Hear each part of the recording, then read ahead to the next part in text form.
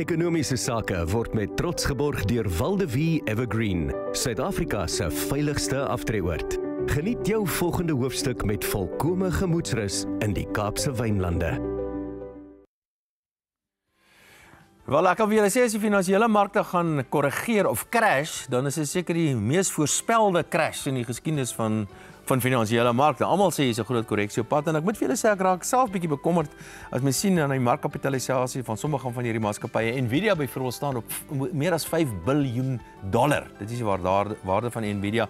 In die afgelope weke was 'n goeie resultate geweest, maar nogtans het die markte onder druk gekom. Nvidia se prys onder andere en hier teen Vrydag die markte sommer baie onder druk gekom. Kom ons vergelyk dit met 'n soortgelyke periode in die verlede en dan kyk ons wat kan potensieel gebeur in hierdie crash wat lyk dit vir my moontlik op pad is. Hang af vir hierdie vrae natuurlik.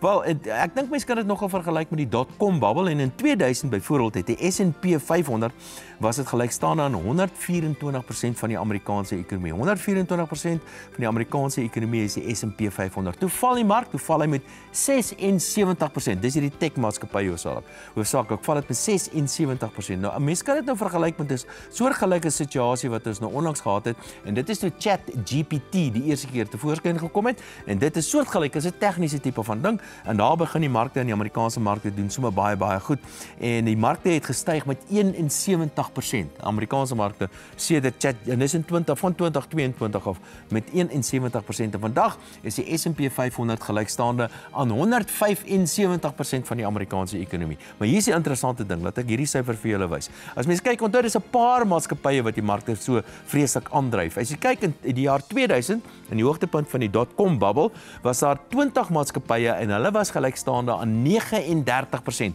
die markkapitalisasie. 39% van die S&P 500, net 20 grootste maatskappye, 39%. Die 20 grootste maatskappye vandag, wat bestaan uit Nvidia en Apple en Microsoft en Alphabet en daai ons, hulle is vandag 52% van die S&P 500. Nou stel jy nou maar voor, as daai markte se besluit om so te korrigeer soos ons gesien het in 2000, dan is die baie trane.